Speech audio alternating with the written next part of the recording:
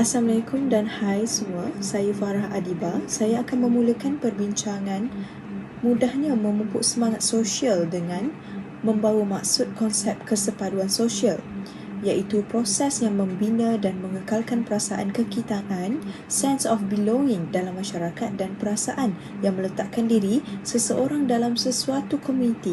Bab kata Judith Maxwell 1996. Terdapat pelbagai konsep yang berkaitan dengan perpaduan seperti perpaduan, anomi iaitu kekacauan atau perpecahan dan pengasingan. Masyarakat yang stabil dan bekerjasama adalah berbeza dengan masyarakat yang berkonflik. Kesepaduan sosial penting untuk membantu sesebuah negara itu membangun.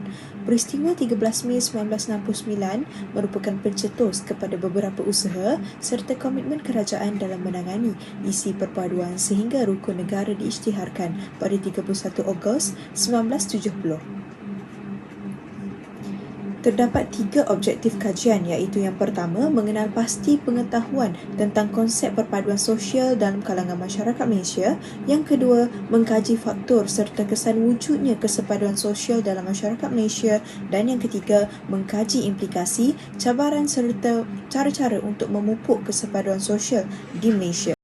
Terima kasih Farah Adiba. Saya Khairusha akan memulakan dengan konteks fakta dan perbincangan untuk perbincangan ini.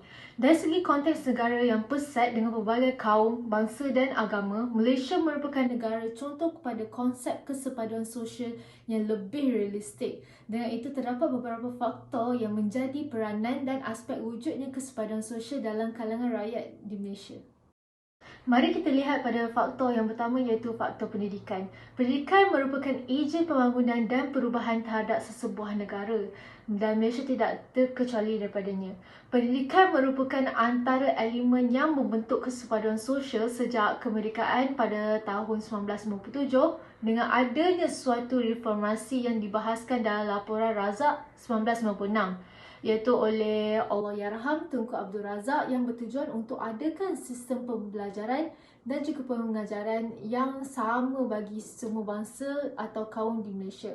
Beliau mengemukakan bahawa pendidikan boleh menjadi asas dalam pencapaian perpaduan bangsa dan mampu menzahirkan masyarakat yang bersatu padu melalui penggunaan serta penghayatan bahasa Melayu sebagai bahasa pahata.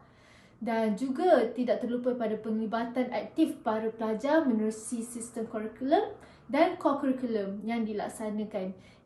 Ianya dapat membantu memupuk kesepaduan sosial dalam kalangan pelajar.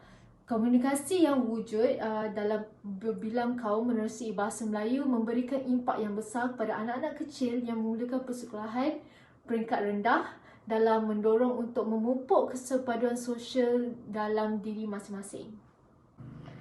Faktor yang seterusnya adalah faktor agama yang merupakan salah satu asas yang dijadikan dalam membentuk serta memupuk kesepaduan sosial. Agama dan bangsa dilihat sebagai entiti yang saling melengkapi. Setiap bangsa atau masyarakat di Malaysia dilihat mengikuti agama yang berbeza, namun mereka saling hormat menghormati dan bersikap tolak ansur antara satu sama lain. Dalam erti kata lain, walaupun agama rasmi di Malaysia adalah agama Islam, mereka tidak sama sekali menindas agama lain serta menerima dan menghormati kepercayaan yang dibawa masing-masing. Hal ini jelas dilihat apabila wujudnya pembinaan rumah-rumah ibadat seperti masjid, tokong, kuil dan juga lain-lain. Perayaan yang disambut oleh masyarakat pelbagai agama turut dihormati dengan baik. Faktor yang terakhir adalah faktor politik. Malaysia mengamalkan sistem demokrasi berparlimen dan raja perlembagaan dengan adanya pilihan raya secara tetap sejak kemerdekaan. Parti politik di negara ini merangkumi pelbagai bangsa dan kaum yang bersatu dalam setiap parti yang boleh menyertai kempen pilihan raya tanpa mengira perbezaan latar bangsa maupun budaya. Secara umumnya, rakyat Malaysia telah mewujudkan kesepaduan sosial apabila keadaan dalam negara kekal aman selepas berlakunya pilihan raya tersebut. Keputusan pilihan raya diterima oleh masyarakat walaupun tidak memihak kepada diri masing-masing. Ini terbukti bahawa semangat kekitaan yang sihat dan stabil kekal dalam masyarakat. Oleh itu, wujudnya kesepaduan sosial dalam masyarakat Malaysia di mana kematangan berpolitik, parti politik maupun rakyat telah menunjukkan sifat yang stabil dan sejahtera dalam pembentukan kesepaduan sosial untuk jangka masa yang panjang. Seterusnya, kesan kewujudan kesepaduan sosial di Malaysia. Ianya merupakan satu keperluan untuk mewujudkan dan memupuk kesepaduan sosial dalam kalangan masyarakat di Malaysia. Pihak yang bertanggungjawab perlu memainkan peranan untuk memupuk kepribadian dan kesedaran bersama agar kesepaduan sosial dapat dicapai. Berikut merupakan kesan kewujudan kesepaduan sosial di Malaysia. Pertama, mengeratkan perpaduan melalui media sosial. Media sosial adalah satu medium interaktif yang sering digunakan oleh masyarakat di Malaysia dan ianya mempunyai pengaruh yang besar dalam menyediakan peluang kepada masyarakat untuk mengukuhkan kesepaduan. Tujuan utama masyarakat menggunakan media sosial adalah untuk berkenalan serta mengeratkan perpaduan, seterusnya memberi impak yang positif kepada hubungan sesama mereka. Sebagai contoh, masyarakat di Malaysia mempunyai kemudahan untuk terus berhubung dengan kenalan baru atau lama dengan kemajuan internet pada masa kini. Mereka dapat bergaul dengan masyarakat pelbagai etnik, latar belakang dan agama melalui media sosial. Selain dapat memupuk semangat dan kesepaduan dan integrasi, mereka juga dapat membentuk persefahaman antara satu sama lain. Dengan kewujudan grup WhatsApp, pengguna dapat mengemukakan soalan-soalan yang mereka kurang pasti atau tidak fahami, seperti isu budaya atau adat sesuatu etnik. Oleh itu, media sosial telah membuka banyak peluang dan ruang kepada masyarakat Malaysia untuk memudahkan perbincangan isu-isu kesepaduan dengan menyediakan pelbagai medium komunikasi. Yang kedua, mewujudkan bangsa Malaysia yang mempunyai matlamat untuk dikongsi bersama. Konsep Satu Malaysia yang diperkenalkan kepada masyarakat pada tahun 2010 adalah satu pendekatan untuk menggalakkan sikap penerimaan dalam kalangan rakyat yang berbilang kaum di Malaysia. Ia mengamalkan sikap di mana sesuatu kaum menerima keunikan kaum lain dengan seadanya agar dapat hidup dalam keadaan yang saling hormat-menghormati sebagai rakyat yang bernaung di bawah satu negara. Ianya memupuk satu perpaduan yang berteraskan nilai-nilai penting yang sepatutnya menjadi amalan setiap rakyat. Sebelum perpaduan dapat dicapai sepenuhnya, kesepaduan sosial dalam kalangan rakyat perlu wujud terlebih dahulu dan ini menjadi satu prasyarat atau tahap yang perlu dilalui oleh masyarakat di negara ini. Pentingnya kesepaduan sosial adalah kerana ia dapat mewujudkan kekuatan hubungan sosial, perasaan terhadap identiti umum, perkongsian nilai dalam komuniti mengenai integrasi serta mempunyai rasa kepunyaan dan kepercayaan dalam komuniti yang sama walaupun wujud perbezaan dan juram. Dan yang terakhir, menyemai perasaan muhibah, perpaduan dan integrasi nasional dalam kalangan generasi muda melalui sistem pendidikan. Kurikulum dalam pendidikan memainkan peranan yang penting dalam membina perkembangan murid. Ianya meliputi aspek jasmani, rohani, akal dan emosi serta dapat menanam dan memupuk nilai-nilai murni. Di Malaysia, kurikulum ditubuhkan untuk melahirkan masyarakat yang mendukung cita-cita negara dalam mewujudkan perpaduan yang berpandukan rukun negara serta untuk menghasilkan tenaga rakyat yang terlatih untuk keperluan negara. Ciri-ciri individu berkaitan emosi, perasaan, sentimen, nilai dan sikap telah dipupuk dan dilatih untuk menghasilkan sifat yang sihat sebagai tujuan perpaduan negara. Melalui pendidikan kurikulum dan ko-kurikulum, telah wujud perpaduan dan integrasi kaum yang merangkumi pengetahuan, kemahiran, norma, nilai, unsur kebudayaan dan kepercayaan untuk perkembangan menyeluruh murid dari segi intelek, rohani, emosi dan jasmani. Program pendidikan yang dilaksanakan di sekolah-sekolah banyak membantu murid untuk memupuk sikap penyayang, bertolak ansur antara kaum serta membantu menimbulkan perasaan bangga terhadap negara di mana ianya selaras dengan prinsip rukun negara. Assalamualaikum, saya Puteri Arina dan saya akan membentangkan tentang implikasi jika tiada kesepaduan sosial. Terdapat beberapa implikasi yang tidak baik dan masalah yang akan timbul sekiranya kesepaduan sosial tidak dipupuk di negara ini. Jika hal ini berlaku, negara akan menjadi kacau bilau dan huru-hara. Rakyat adalah kumpulan masyarakat yang penting dalam menjamin keamanan dan kesejahteraan negara. Namun begitu, jika tiada kesepaduan antara satu sama lain, keamanan negara akan terancam disebabkan oleh masyarakat yang berpecah belah dan ini boleh menyebabkan berlakunya perbalahan dan pergaduhan antara kaum. Kesannya, masyarakat akan hilang rasa kasih sayang, prihatin dan tanggungjawab dalam satu komuniti. Ini boleh mendorong kepada peningkatan kadar jenayah di dalam negara ini. Inilah yang dimaksudkan dengan negara akan menjadi kacau bilau kerana rakyat akan merasakan mereka hidup dalam keadaan tidak aman. Kes jenayah seperti rompakan, penculikan dan lain-lain turut meningkat kerana tiada rasa tanggungjawab dan kerjasama antara satu sama lain. Selain itu, ketiadaan kesepaduan sosial akan menyebabkan masalah gejala sosial meningkat. Tidak dapat disangka lagi bahawa aspek sosial merupakan satu cabaran yang besar yang perlu dihadapi oleh masyarakat. Komunikasi antara rakyat tidak akan berlaku tanpa perpaduan dan tanpa komunikasi antara mereka, masalah perpaduan ini sukar untuk diatasi. Sebagai contoh, apabila aspek sosialisme tidak dipupuk dalam kalangan masyarakat dalam negara, akan wujudlah kelompok-kelompok kecil di mana kelompok ini akan menunjukkan jurang di antara masyarakat. Sikap asobiah iaitu semangat kekitaan yang hanya mementingkan diri sendiri akan menjejaskan keharmonian dalam masyarakat. Sikap ini akan mewujudkan permusuhan di antara kaum dan perpaduan negara sukar untuk dicapai. Di samping itu, kestabilan politik akan terjejas jika kesepaduan sosial tidak dididik dalam jiwa masyarakat. Seperti mana yang kita ketahui, sistem politik di dalam negara berfungsi untuk mentadbir negara ini. Namun begitu, sekiranya wujud masalah perpaduan, maka ia akan menjejaskan kestabilan politik negara. Contohnya, sekiranya tiada perpaduan, akan terbentuk parti-parti kecil yang mana parti-parti tersebut akan membawa wakil atau gerakan daripada etnik masing-masing bagi mempertahankan hak mereka sehingga mereka mengabaikan hak-hak etnik yang lain. Jika wujud terlalu banyak parti-parti, secara tidak langsung ia boleh menyebabkan pertelingkahan dan salah faham antara parti yang mementingkan pihak mereka sehingga boleh menyebabkan kecederaan.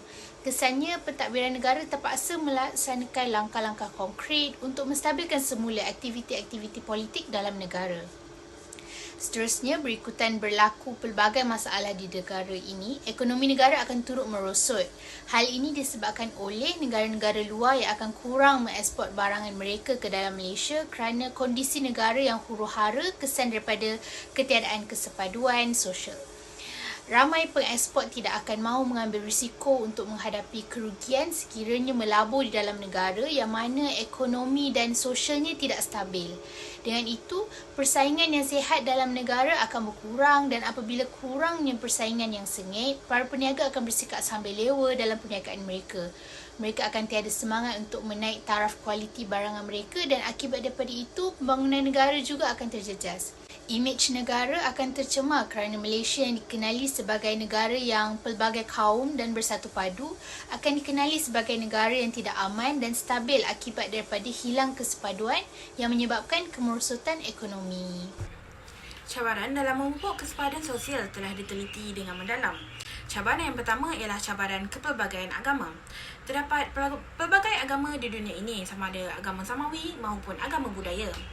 Agama dan kepercayaan di Malaysia termasuk Islam, Kristian, Buddha, Hindu, Sikh, Tao, Bahai, kepercayaan tradisional dan lain-lain. Tanpa usaha khusus untuk memastikan pemahaman segera tentang budaya kaum lain, cabaran semakin meluas dan dikuatiri ini akan membantutkan kejayaan tema kesepaduan sosial dalam kepelbagaian masyarakat Malaysia. Contohnya, komuniti bukan Islam berkepentingan membahas laungan azan melalui pembesar suara di masjid yang membawa kepada reaksi yang melampau. Laungan azan dianggap sebagai satu aliran pencemaran bunyi yang mengganggu keselesaan dan mencetuskan amarah penduduk bukan Islam yang menetap berdekatan masjid di kawasan perumahan tersebut. Bila mana kaum bukan Hindu mendengut harga kelapa naik mendadak setiap kali penganut agama Hindu bersolat bertepatan dengan Taipusam, terutama berhampiran Batu Cave. Ini berikutan upacara memecahkan kelapa yang dilakukan oleh penganut Hindu. Kenaikan mendadak harga kelapa semasa Taipusam dipercayai menyusahkan kaum lain. Selain Cina, kaum lain juga beranggapan Festival Xingming adalah sejenis pencemaran alam sekitar. Apabila sambutan itu diadakan, orang Cina yang meraikannya membakar beribu-ribu kertas wang neraka dan replika segala-galanya dari kereta kertas ke rumah untuk mengenang orang yang tersayang dan nenek moyang mereka yang telah meninggal dunia. Oleh itu, berkemungkinan ada pihak yang mengadu bahawa pembakaran dokumen akan menyebabkan pencemaran alam sekitar. Cabaran yang seterusnya ialah cabaran sosioekonomi. Perdebatan ekonomi mengenai keadilan sosial sekali lagi mendedahkan perpecahan yang memecah belahkan masyarakat berbelang kaum di Malaysia. jurang pendapatan dan perbezaan gaya hidup antara masyarakat atasan dan bawahan kumpulan orang asli kini lebih ketara berbanding 15 tahun yang lalu. Penyusunan semula masyarakat pada asasnya bermaksud memperbanyakkan penglibatan orang Melayu dalam sektor perindustrian dan perdagangan supaya dari semasa ke semasa pekerjaan untuk setiap kaum dapat mencerminkan keseimbangan kaum di Malaysia. Cabaran yang ketiga ialah cabaran kepelbagaian etnik. Di Malaysia, terdapat ramai lagi masyarakat seperti orang asli, orang Iban, Bidayuh, Kadazan dan suku kaum asli lain yang tinggal di Sabah dan Sarawak. Walaupun kelihatan seperti terdapat 3 kumpulan etnik utama iaitu Melayu, Cina dan India, namun sebenarnya terdapat kira-kira 200 kumpulan etnik yang lain. Antara pola halangan ke arah integrasi kaum di Malaysia ialah halangan mentaliti. Terdapat beberapa halangan mental yang wujud dalam kalangan rakyat Malaysia berbilangan etnik yang merangkumi generalisasi, prejudis, diskriminasi dan antrozentism. Halangan komunikasi boleh bermula pada peringkat individu dan berkaitan dengan orang lain. Jika ramai orang dalam sekumpulan orang berkongsi pendapat atau berfikiran yang sama, maka ini boleh membawa kepada prasangka. Jika prasangka ini bertukar menjadi diskriminasi dan kemudian antrozentism, ini akan membawa kepada ketidakharmonian sosial. Cabaran yang terakhir ialah cabaran kepelbagaian budaya. Kemajmukan budaya bermaksud setiap komuniti etnik dibenarkan mengamalkan cara hidup dan budaya mereka sendiri tanpa campur tangan daripada masyarakat yang lain. Kepelbagaian budaya merujuk kepada cara budaya yang berbeza berinteraksi antara satu sama lain. Ini boleh termasuk perkara seperti pakaian, kepelbagaian makanan, sosialisasi keluarga, amalan keagamaan dan pembentukan organisasi sosial untuk melindungi kepentingan setiap kaum. Assalamualaikum, saya Wan Alia dan saya akan membentangkan cara-cara memupuk kesepaduan sosial di Malaysia. Cara-cara memupuk kesepaduan sosial yang pertama adalah menerusi pendidikan. Pendidikan merupakan faktor yang penting untuk memupuk kesepaduan sosial ini di Malaysia. Hal ini dikatakan demikian supaya pelajar sekolah dapat mempelajari kepentingan memupuk kesepaduan sosial. Salah satu cara adalah dengan melaksanakan sekolah vernacular seperti sekolah kebangsaan, sekolah jenis kebangsaan Cina dan Tamil agar ia mempunyai sistem yang sama rata. Melalui pelaksanaan sekolah vernacular ini, semua sekolah kebangsaan di negara ini menggunakan sistem pelajaran yang seragam dan akan menduduki peperiksaan sijil pelajaran Malaysia SPM. Selain itu, Kementerian Pendidikan Malaysia juga telah menekankan bahawa bahasa Melayu merupakan bahasa kebangsaan yang akan digunakan di sekolah. Sebagai contoh, aktiviti berkumpulan di sekolah seperti Hari Sukan antara sekolah dapat mengeratkan hubungan dan berinteraksi antara satu sama lain dari pelbagai bangsa dan agama. Ini dapat mengajar mereka untuk menghormati antara satu sama lain. Yang kedua adalah kerajaan. Salah satu caranya dengan mewujudkan program kenegaraan. Di Malaysia, program ini yang dikenali sebagai Program Latihan Khidmat Negara PLKN telah pun lama diwujudkan. PLKN ini diwujudkan selaras dengan matlamat iaitu untuk mencetuskan semangat perpaduan dalam diri remaja. Melalui pelbagai aktiviti yang dijalankan di PLKN dapat disemaikan dalam diri mereka semangat perpaduan pelbagai kaum. Di samping itu, Wawasan 2020 yang diperkenalkan oleh Perdana Menteri Tun Dr. Mahathir Mohamad yang merupakan salah satu daya usaha untuk memupuk kesepaduan sosial di Malaysia. Beliau menjelaskan 9 matlamat dan 9 cabaran untuk meraihkan Wawasan 2020 ini. Selain daripada untuk membentuk Malaysia sebagai negara yang maju, tujuan kewujudan ini juga adalah untuk mewujudkan sebuah negara yang aman, berintegrasi tinggi dan hidup dalam keharmonian yang terdiri daripada pelbagai kaum, bangsa dan agama. Cara-cara yang seterusnya iaitu melalui masyarakat. Malaysia dikenali sebagai negara yang mempunyai pelbagai kaum, bangsa dan agama seperti Melayu, Cina dan juga India.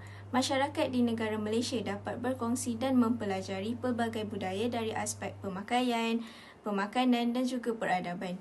Seiring dengan itu, dengan mempergiatkan aktiviti sukarelawan dalam masyarakat seperti bergotong royong, dapat melahirkan perpaduan antara kaum dan menerapkan nilai kemanusiaan dalam diri masyarakat.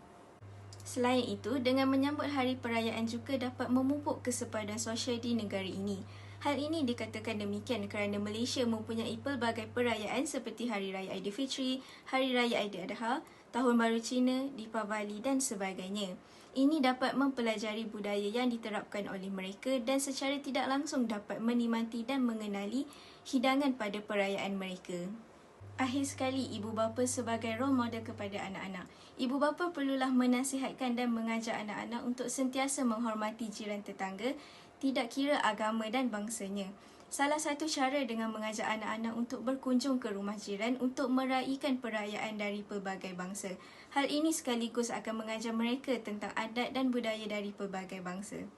Di samping itu, ibu bapa perlulah menggalakkan anak untuk menyertai aktiviti kemasyarakatan seperti gotong royong untuk menerapkan diri mereka untuk lebih mengenali bangsa-bangsa lain.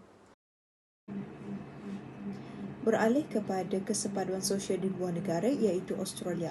Takrifan pertama perpaduan sosial sebagai alat dasar bertentangan dengan konsep akademik telah dicadangkan oleh Judith Maxwell. Kepaduan sosial melibatkan pembinaan nilai bersama dan komuniti tafsiran, mengurangkan jurang kekayaan dan pendapatan dan secara amnya membolehkan orang ramai menganggap bahawa mereka terlibat dalam perusahaan bersama, menghadapi cabaran bersama dan bahawa mereka adalah ahli komuniti yang sama. Terdapat dua aplikasi utama perpaduan sosial yang dilaksanakan oleh kerajaan Australia. Salah satunya adalah pendekatan yang lebih tradisional di mana perpaduan sosial adalah asas untuk keharmonian sosial. Kerajaan Australia menyokong usaha ini dengan melaksanakan inisiatif seperti Hari Harmoni dengan pelbagai program grant. Di samping itu, istilah ini lebih umum digunakan oleh ahli politik yang terlibat dalam perdebatan awam. Sudah menjadi kebiasaan Perdana Menteri untuk memberi sokongan dalam membentuk masyarakat yang bersatu padu di Australia. Tuntasnya, kita sebagai rakyat Malaysia yang cintakan negara hendaklah bersatu dalam memupuk nilai perpaduan bagi membentuk sebuah keamanan dan keharmonian bersama.